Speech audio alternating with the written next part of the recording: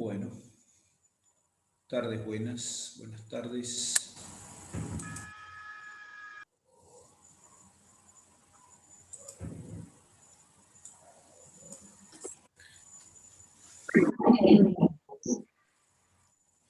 Buen día, profe. Buenos días, buenos días. Bueno. 13. Bueno, vamos arrancando. Bueno, en la charla previa estábamos hablando sobre desnutrición, desnutrición, y habíamos contado que existían dos formas básicas de desnutrición, a pesar de que habían cuadros carenciales también. Es decir, estaba la desnutrición, la podíamos clasificar en primaria, secundaria, y después podíamos aclarar que la desnutrición la podíamos clasificar de acuerdo a la clínica en desnutrición marásmica, Kwashiorkor, mixta, y después había estados carenciales. Y después lo aclaramos después, o que no lo pusimos en clasificación, que habían estados de desnutrición oculta relacionados con una alimentación que pudiera no tener los nutrientes o algún nutriente en particular en algún momento determinado en la medida adecuada, pero que era un cuadro, que no generaba cuadros, sino que era subclínico, ¿no es cierto? Pero básicamente teníamos el marasmo, el Kwashiorkor, la mixta y las carenciales específicas de cada. Bueno, eso habíamos contado. Y lo que no les conté, que ahora después me acordé porque pasamos a hablar de marasmo, de marasmo, porque empezamos a hablar, no sé si habíamos empezado con marasmo o Kwashiorkor. ¿Qué habíamos hablado? ¿Marasmo o Kwashiorkor? Marasmo. Marasmo. Que existe también, que la desnutrición existe una clasificación, más allá de marasmo o Kwashiorkor, que está dada por un tema cuantitativo relacionado al peso corporal. ¿De acuerdo? Entonces, cuando hablamos que un paciente respecto del peso ideal, está entre 80 y 90% de ese peso ideal, hablamos de una desnutrición leve. Cuando está entre el 60 y el 80% hablamos de una desnutrición moderada, y cuando el peso corporal está por debajo del 60% hablamos de desnutrición grave. En este sentido, para el Kwashiorkor, para el marasmo, esta clasificación está bien, es decir, que menos del 60% hablamos de marasmo, perdón. Cuando el peso corporal es menor al 60%, hablamos de marasmo, pero tiene el problema este tipo de clasificación, que el Kwashiorkor, aun cuando puede ser una desnutrición muy grave, muy severa, no necesariamente va de la mano del peso corporal, ya que a veces el peso corporal puede ser incluso hasta normal y estar el paciente con un Kwashiorkor, con un curso. Entonces, bueno, es una clasificación más, una forma de clasificar, por ahí la ven, y nada, me acordé de eso respecto de que el Kwashiorkor no, en este tipo de clasificación, puede no ser del todo encasillado. Bueno, entonces habíamos hablado de lo que era la pérdida del marasmo, ahora sí, el marasmo, que habíamos hablado de la pérdida proteica del tejido celular subcutáneo, principalmente, y a causa de también se llama malnutrición proteico-energética o calórica total, bueno, o malnutrición proteico-calórica, es decir, es la falta del nutriente, de los nutrientes en términos generales. Y en ese sentido, entonces vamos a encontrar una persona. ¿Cómo vamos a encontrar a la persona? Vamos a encontrar una persona, lógicamente, con falta de tejido celular subcutáneo, o sea, con una pérdida significativa de peso, con uñas y cabellos quebradizos, cabello fino, seco, los ojos van a estar hundidos por pérdida también de tejido celular, de tejido adiposo, es decir, los ojos van a estar como hundidos, las mejillas deprimidas. Vamos a encontrar un tono muscular y una masa muscular también reducidos, también en ese caso, en el otro caso por pérdida de masa grasa, en este caso por pérdida de masa muscular. Prominencias óseas, es decir, se va a ver la persona como un esqueletito. que uno se imagina los chicos y es verdad, pero también hay muchos abuelos que están en este estado, ustedes ya lo van a ir viendo, personas mayores que tienen este tipo de aspectos, ¿no es cierto? Puede haber alteración del estado psíquico, habíamos dicho que en los niños puede esto verse, por ejemplo, traducido en irritabilidad, en falta de concentración, en intranquilidad, en somnolencia, ¿está bien? Desde el punto de vista neurológico, los chicos pueden mostrar una apatía también, o sea, una falta de ganas de hacer cosas, que también en algún aspecto se va a ver en Kwashiorkor con estas cosas, pero en el marasmo son bien visibles. La termolabilidad, es decir, la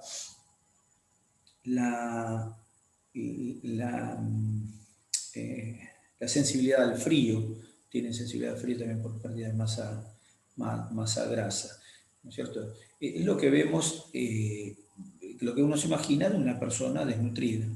El pulso puede ser bajo, ¿no es cierto? Cosas que se ven en estas personas, que pueden ser niños, Hassan, ¿sí? perdón que te interrumpa, una pregunta. ¿Sí? ¿Cómo era el término? ¿Termolabilidad o escuché mal? Termolabilidad es que, Ah, no sé por qué sí. termolabilidad, pero está bien. Termolabilidad significa intolerancia al frío, no me pone, si no es lo mismo. Intolerancia al frío. Gracias. No hay, porque en realidad termolabilidad uno lo usa para el frío muchas veces, pero también puede haber termolabilidad para el calor. Puede ser una persona con hipertiroidismo que tenga intolerancia al calor. Pero bueno, está bien. Intolerancia al frío. Es por el motivo, es la falta de masa grasa. Entonces, bueno, ahí tenemos. Algunas de estas características también se ven en el Kwashiorkor. No es que son son totalmente propias de este individuo, pero ahora cuando veamos el Kwashiorkor vamos a ver que tiene por ahí un aspecto un poquito diferente. Y tienden a tener, estos chicos con malnutrición, tanto el marasmo como el Kwashiorkor, suelen tener infecciones frecuentes. Infecciones pueden ser respiratorias, que son las más comunes, o las más peligrosas. Las infecciones respiratorias son las más peligrosas, pero pueden haber infecciones cutáneas, tendencia a las infecciones cutáneas, tendencia a las infecciones intestinales. Por eso a veces puede venir esto asociado a diarreas, es decir, la malnutrición asociada a diarrea, o la malnutrición también puede ser como causa de diarrea, causada por la diarrea. Es decir, una diarrea constante produce una mala absorción de nutrientes y eso puede conducir a una malnutrición proteico-energética. Eso cuando se prolonga, especialmente en niños. Pero para llegar a un estado de emaciación, es decir, emaciación es esa pérdida de masa muscular y masa grasa que hace que nosotros veamos como esqueletitos con piel. Esos esqueletitos que vemos, como uno dice, mira, parece un esqueletito, a ese estado se le llama, ¿no? Cuando el estado es muy intenso, se le llama caquexia. Y al estado, es decir, caquexia es eso, es el estado de deterioro, pero ahí en ese caso hay un deterioro anatómico y funcional. En el caso de emaciación, por ahí el deterioro funcional por ahí no llegó a ser un deterioro funcional, pero es un aspecto, la emaciación hace referencia a un aspecto en el cual hay pérdida visible de masa muscular y masa grasa. Bueno, entonces ahí tenemos más o menos el el marasmo, como se puede ver el marasmo. Con respecto, ahora igual les voy a contar una palabrita más, pero en comparación al Kwashiorkor. El Kwashiorkor, a diferencia del marasmo, tiene una pérdida no de masa muscular, o sí tiene, pero no en tanta significación de masa muscular esquelética, aunque tiene pérdida de masa esquelética, pero tiene menos pérdida de masa esquelética. ¿Por qué? Porque hay aporte energético. Entonces, al haber aporte energético, el organismo por ahí no echa mano tanto a la proteína visceral. Pero como no hay proteína, no hay manera de fabricar la proteína plasmática. Entonces, la deficiencia se encuentra en la proteína plasmática, es decir, no se puede fabricar bien proteína plasmática.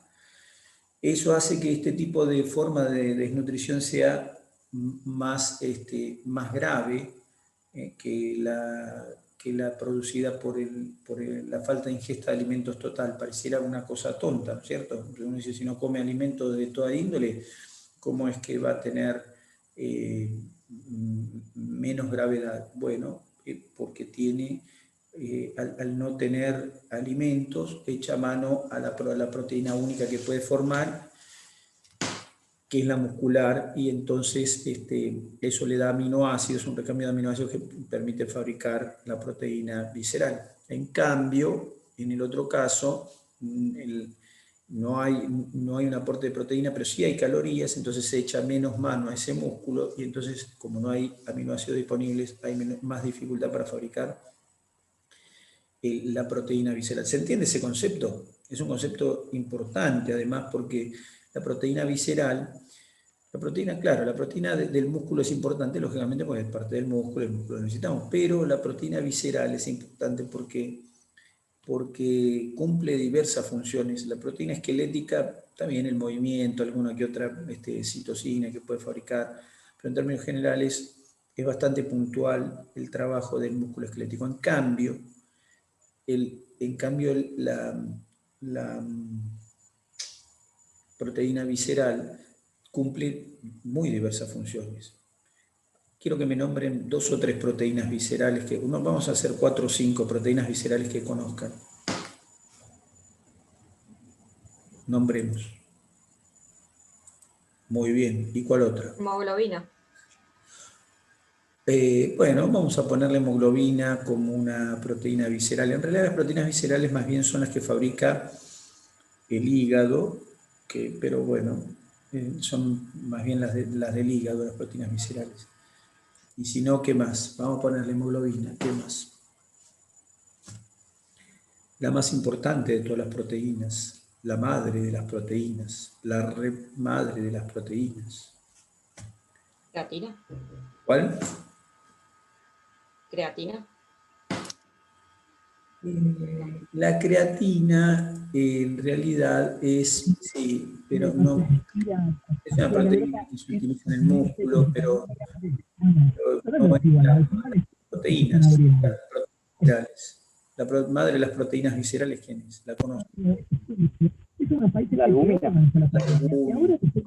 albúmina es la madre de todas. La albúmina es para transportar gran cantidad de sustancias a través de la sangre. Y eso, el no tener la albúmina es un trastorno severo, las disminuciones de albúmina sanguínea. ¿Y alguna otra proteína? O, por ejemplo, podemos decir tipos de proteína, hablar de un grupito de proteínas que circulan en la sangre y que tienen que ver también con transportar.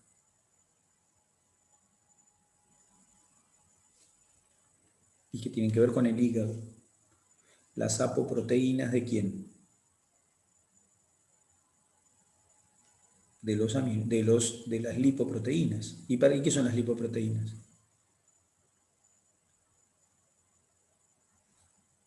Son la forma de transporte de los lípidos. También el kilomicrón, la LDL, eso conocen o no, ya hemos hablado alguna vez y lo han nombrado seguramente en la carrera muchas veces, LDL, VLDL, HDL o no. ¿Sí o no? ¿Y de qué está hecha la VLDL?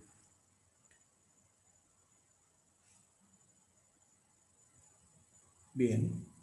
¿Y qué más?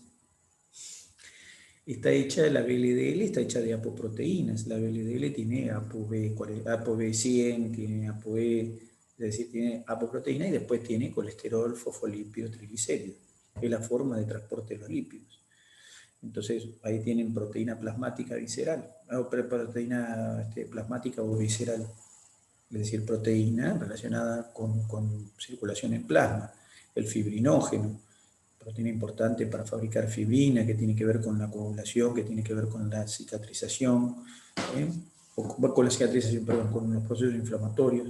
Es decir, bueno, tenemos proteínas que circulan, otras proteínas circulantes que transportan, proteínas transportadoras de lo que quieran, proteína transportadora de retinol, proteína transportadora de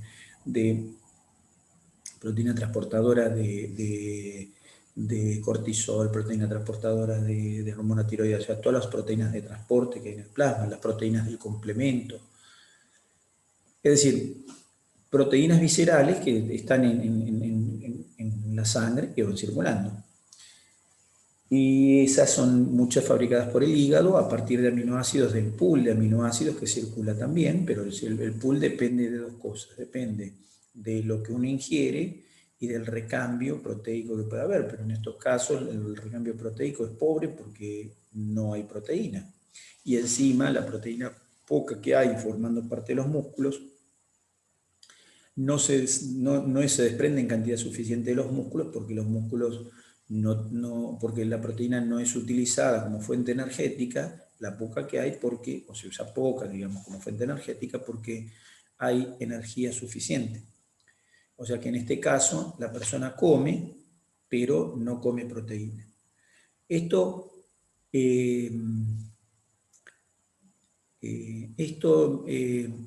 trae aparejado la falta de proteína en la sangre, trae aparejada la caída de la presión oncótica. ¿Y qué es la presión oncótica? Es la presión que se ejerce hacia el lado de adentro del vaso, es decir, la presión de retención que tienen los vasos sanguíneos, propiedad, una propiedad suministrada por la presencia de proteínas dentro del plasma. Es decir, la presencia de proteínas dentro del plasma favorece, podríamos decir, la retención de agua en el plasma, o podríamos decirlo al revés, la no salida del agua al intersticio. De modo tal que la proteína, entonces al faltar proteína, al haber hipoalbuminemia, hipoproteinemia con hipoalbuminemia, es así como se llama esto, entonces la consecuencia es que va a haber edema, es decir, se va a edematizar el cuerpo merced a que el líquido se sale de los vasos sanguíneos. Y eso genera edema, lo que a su vez hace que el individuo no pierda el peso corporal como en un marasmo. Es decir, que el peso corporal puede mantenerse de 60 a 80% del peso corporal o incluso más. Pareciera que fuera una desnutrición moderada o a veces leve, simplemente porque hay un peso corporal adicionado relacionado con la retención de líquido en los tejidos, es decir, edema, motivado por la salida del agua del plasma relacionado con la falta de proteína para retener ese agua en el plasma. Entonces, como la proteína no está en el plasma, se escapa, eso produce edema. El edema en los tejidos aumenta el peso corporal, pero eso no está relacionado con que el paciente esté bien, ¿no? Es decir, hay una retención de líquido, pero hay una retención de líquido, pero bueno, eso es líquido, no es masa ni grasa ni masa magra. Entonces,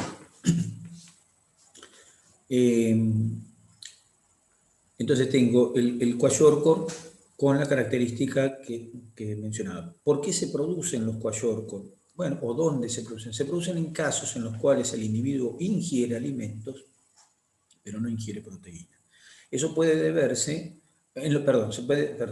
puede ser que ingiere alimentos, pero no ingiere proteína, o puede ser que esté perdiendo la proteína, o también puede ser que esté consumiendo la proteína más de lo que se debiera consumir. Es decir, un aumento del consumo proteico, una disminución en la ingesta o un aumento en la pérdida de la proteína conduce a este tipo de estados. ¿De acuerdo? Y a veces los pacientes, ahora vamos a ver ejemplos de pacientes, de situaciones en las cuales uno dice, bueno, ojo, porque puede estar haciendo un cuadro de marasmo o de kwashiorkor o acercándose a un cuadro de kwashiorkor. Entonces, con respecto a la ingesta, uno dice, pero ¿cómo? ¿Ingiere suficiente comida para tener las calorías para el día, pero no ingiere proteínas? Porque, bueno, puede ser por una cuestión económica, por supuesto, que generalmente está relacionado con eso, o una cuestión cultural. Generalmente es una cuestión económica y se puede dar en personas mayores o puede darse en niños. En personas mayores porque no pueden comprar los alimentos que corresponden a este tipo de alimentación y comen lo que haya. Y en el caso de los niños muchas veces tiene que ver, claro, no poder comprar la alimentación, pero tiene que ver con lugares donde la dieta es rica en hidrato de carbono, que puede ser dietas a base de maíz, a base a base de vegetal con falta de proteína, ya sea con falta de proteína animal principalmente, pero es decir, proteína de buen valor, de alto valor biológico, porque o sea, obviamente las plantas tienen proteína, pero no hay un balanceo, entonces generalmente son dietas que son a base de grano, a base de maíz, a base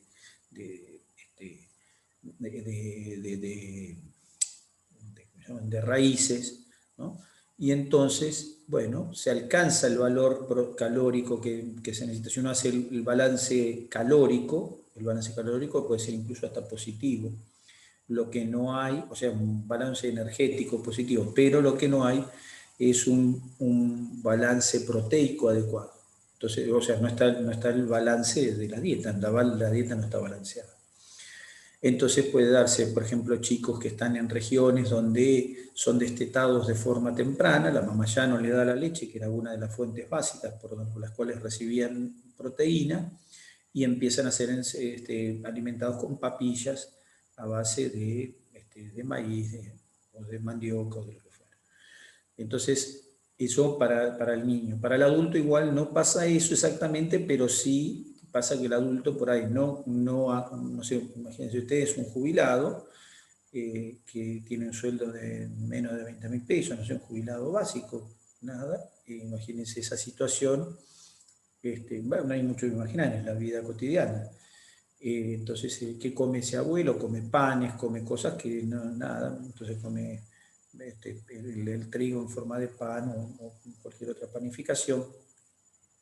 En el mejor de los casos toma un poco de leche, pero no tiene el aporte adecuado. Por supuesto que no quiere decir que todos los días le pasa eso, pero bueno, esto es estar en riesgo de marasmo. Bueno, entonces, ¿qué pasa con esto? Tengo la persona que puede ser un adulto o un niño, que puede entonces caer en este estado de kwashiorkor. ¿Cómo se ve una persona con kwashiorkor? Se ve con un peso normal, incluso ya les digo, podría llegar a estar ligeramente aumentado por el edema. El peso normal también es a expensas del edema principalmente. Se considera que un kwashiorkor igual corresponde a una desnutrición moderada desde el punto de vista del peso corporal. Por eso les decía antes, por ahí es una desnutrición moderada, pero es más grave, es más severa que la desnutrición grave. Es más severa porque no tiene proteína visceral. Y decía antes, la falta de proteína visceral, por ahí no quedó el concepto, porque ahora me di cuenta que por ahí no lo cerré el concepto que quería vertir, que era la falta de proteína visceral se relaciona con falta de función de la proteína visceral. No tener transporte de lípidos, no tener transporte de hormonas, no tener sistemas de inflamación, no tener sistema adecuado de coagulación, son cosas severas, son trastornos severos que van más allá de la falta de fuerza muscular que pueden llegar a tener incluso, o que van a tener este tipo de pacientes. Es decir, el músculo que tienen es un músculo deficiente igual, van a tener pérdida de fuerza muscular e incluso de masa, aunque sea menos que el marasmo. Pero el problema radica en que hay funciones que no se cumplen de forma adecuada. El complemento que interviene en la inmunidad, también en la inflamación, pero interviene en la inmunidad, puede hacer que ayude a que esto tenga menos posibilidades ante procesos infecciosos. Lo mismo inmunoglobulinas, las inmunoglobulinas que son proteínas, también pueden estar deficientes. Quiere decir entonces que es la función de esa proteína visceral el problema. De la proteína visceral no tiene una sola función. Y sabemos hoy en día incluso que hay proteínas que circulan cuyo nombre todavía no lo tenemos, desconocemos, hay proteínas que desconocemos en la sangre. ¿Está bien? O sea que dentro de... Me confundí una cosa. Entonces, la que no se puede fabricar es la visceral y la que sí es la plasmática. Visceral y plasmático es lo mismo. Ah, sí. Visceral y plasmático es la misma cosa. Contra la otra que es la esquelética, ¿está bien? O somática. Esa no se puede fabricar. En este caso, no, en este caso sí fabrica, para el kwashiorkor tiene esquelética o plasmática. Lo que no puede fabricar es la proteína visceral, la albúmina, las apoproteínas, ¿está bien? Todo lo que circula en la sangre. Todas esas cosas que se piden en sangre cuando uno pide proteínas, cuando uno pide un proteinograma, cuando uno pide un hepatograma, o cuando pide alguna proteína en particular. Entonces uno quiere saber, por ejemplo, la prealbúmina, uno puede pedir la albúmina misma, puede pedir no sé, la proteína transportadora de retinol o alguna proteína en particular. Es decir, las proteínas que uno puede pedir son las que circulan en la sangre. Y la proteína que uno no pide habitualmente es la proteína que está en el músculo. Igualmente, nosotros podemos evaluar cómo está el metabolismo de ese músculo. Podemos evaluar el metabolismo muscular en relación al recambio proteico. La proteína hay que recambiarla, todos los días se recambia la proteína. O sea, ¿cuál es la necesidad diaria de proteína? El requerimiento. 15-20%. Gramo o 0.8 por kilogramo. 0.8 a 1 por kilogramo de peso. ¿Está bien? Entonces, ese es el requerimiento diario de proteína. Perfecto.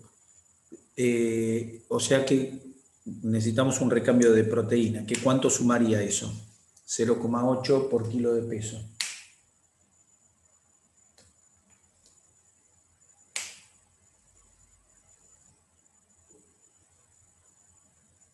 No entendí la pregunta. ¿Cuánto se requiere de proteína? En porcentaje me dicen, y en kilo, y en la realidad, ¿cuánta proteína tenemos que comer por día? Para una persona de 70 kilos.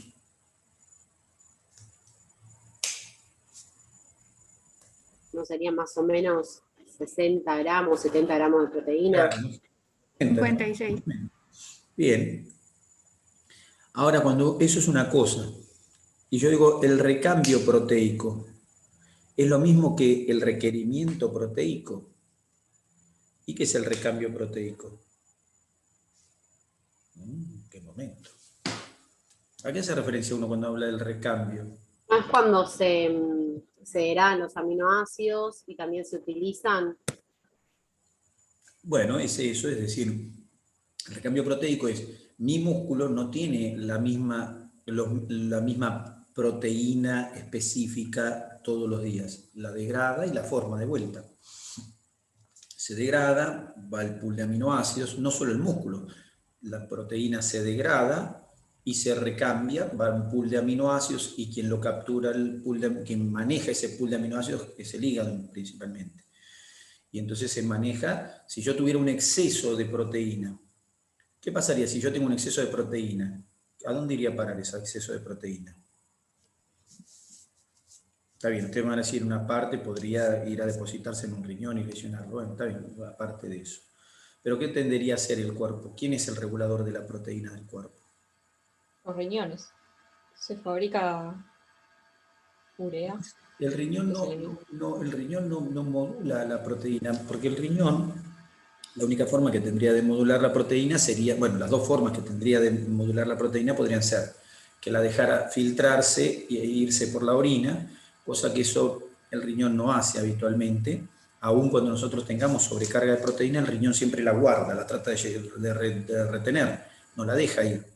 ¿Está bien? Después se generan problemas y es depósito de proteína por ese motivo. Pero independientemente de eso, el riñón podría hacerlo, no lo hace. Y la otra cosa que podría hacer eventualmente es degradar la proteína, pero degradarla y manejarla, pero no puede hacer eso porque no tiene que hacer con los aminoácidos de la proteína. En cambio, ¿quién puede hacer algo con los aminoácidos de la proteína? El único órgano que puede regular todo esto es el hígado. El hígado es el único que puede hacer esto. Entonces, ¿qué hace con el excedente de proteína? Bueno, la puede transformar en energía, la mete al ciclo de Krebs, la pasa a piruvato, la mete al ciclo de Krebs, o bien podría transformarla en piruvato y en glucosa. O podría transformarla en piruvato y glucosa, o directamente con piruvato, podría pasarla a formación de ácidos grasos. ¿Está bien? O sea que siempre el exceso va a los depósitos. ¿Está bien? Y quien puede hacer eso, en este caso con la proteína, es el hígado, quien puede hacer estas cosas, porque otros órganos no tienen la capacidad de hacer transaminación, porque o desaminación. Para poder pasar un aminoácido a un lípido tenemos que hacerle una desaminación. Y el único que puede hacer desaminación es el hígado. De modo tal que el hígado va a desaminar y una vez que tiene la cadena de carbono puede transformarla en glucosa, puede ir glucógeno, o podrá transformarla en glucosa y pasarlo a ácido graso, o transformarlo en piruvato y ácido graso. Es decir, quien puede hacer esas transformaciones es el hígado.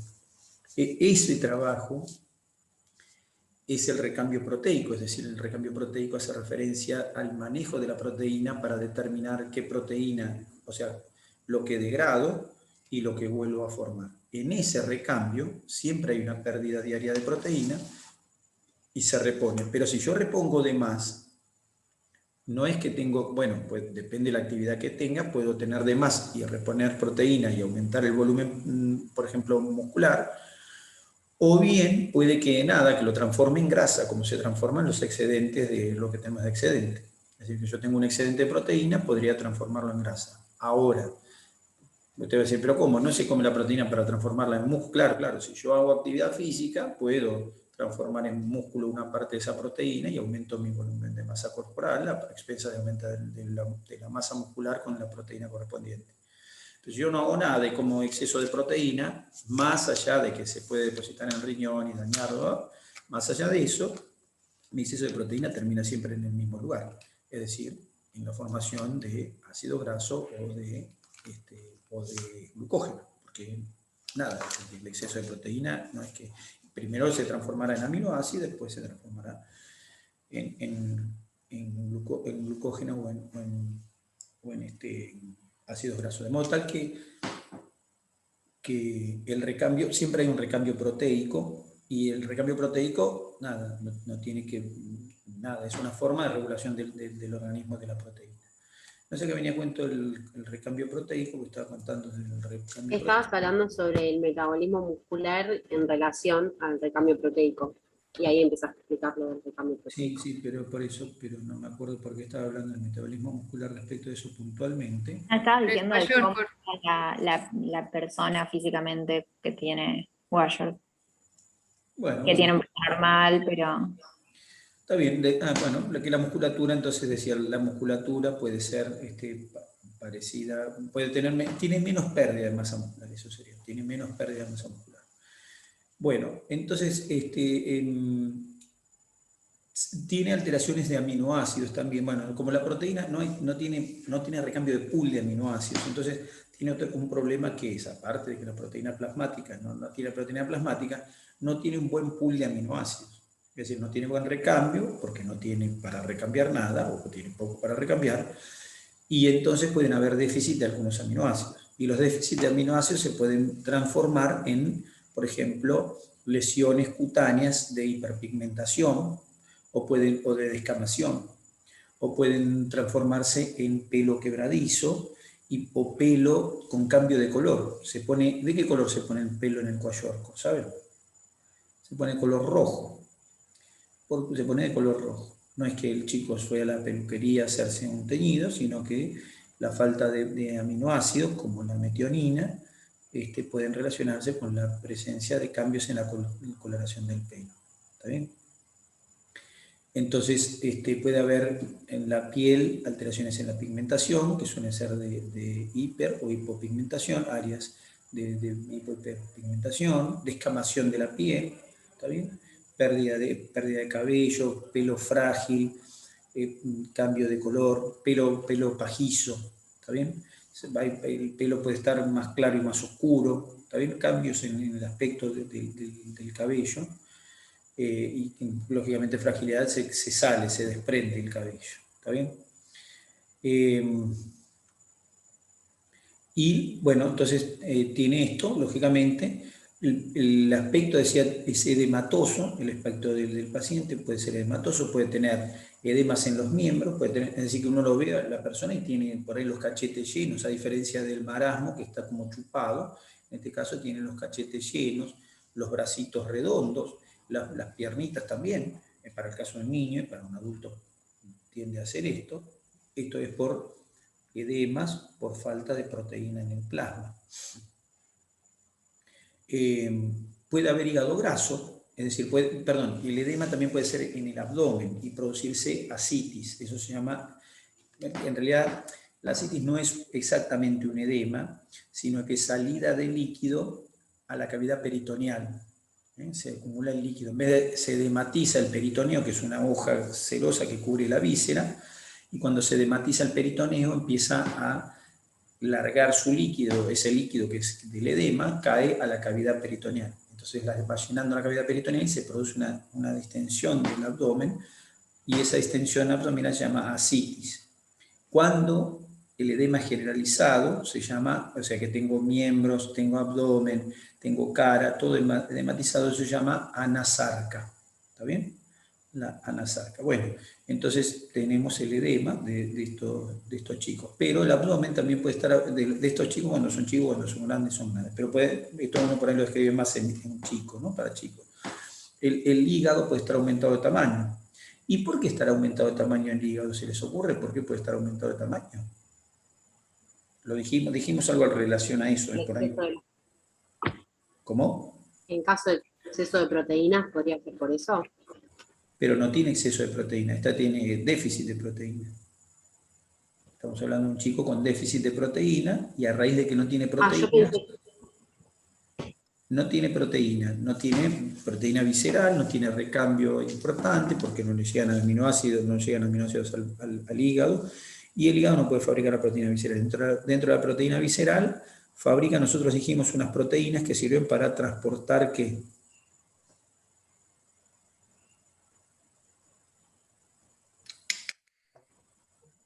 Para transportar líquido. Colesterol. Profe, puede ser porque tiene un exceso de proteínas, porque no tiene que transportar, no tiene ácidos grasos para transportarlos. No puede transportar ácidos grasos, triglicéridos, no puede transportar lípidos. ¿Por qué no puede transportar los lípidos? Porque no tiene las apoproteínas. Y entonces los lípidos, ¿qué hacen en el hígado? Se acumulan. ¿Cómo se llama la acumulación de grasa en el hígado? Hígado graso.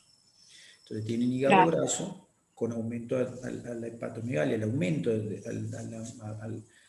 sea, hepatomegalia es el aumento del volumen del hígado, del tamaño, y en este caso es una hepatomegalia relacionada con la grasa que se guarda dentro de las células. Hepatomegalia no es hepatomegalia significa el hígado más grande, podría estar inflamado, podría tener, no sé, lo que fue una fibrosis, en este caso el hígado está aumentado de tamaño a expensas,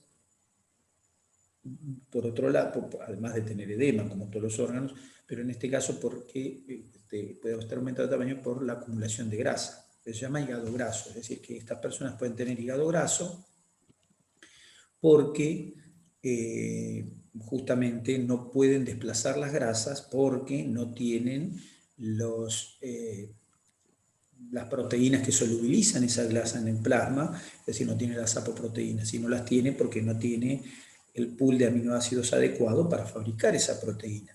No se puede fabricar proteína, no se puede fabricar apoproteína porque no hay aminoácidos adecuados para fabricarlas, y por ende no se pueden desplazar las grasas, que por otro lado llegan al hígado, y el hígado no tiene cómo hacerlas ir, y puede entonces transformarse en un hígado graso. Perdón, me quedó una duda entonces. ¿Siempre es déficit de proteínas? ¿No puede pasar que sea por exceso de proteínas? Porque yo había entendido que se podía producir esta enfermedad o por exceso de proteína o por falta de proteína. No. El kwashiorkor, la definición de kwashiorkor implica un déficit de proteína. Y dijimos que la causa puede ser que uno no las ingiera, puede ser que el cuerpo en algún momento las necesite en exceso, por ejemplo, enfermedades con consumo catabólico de proteína aumentado, o podría ser que las esté perdiendo. Por ejemplo, en una diarrea crónica o una mala absorción generalizada que incluya proteína, o una mala absorción de proteína por alguna circunstancia, o que las esté perdiendo porque el intestino se descama, o las esté perdiendo porque el riñón no las puede retener y se le escapan las proteínas, entonces se pierde la proteína plasmática. La falta de proteína plasmática, cuando es por pérdida, bueno, es evidente que la pérdida de proteína plasmática incluye que aunque el hígado la fabrique, se está yendo, porque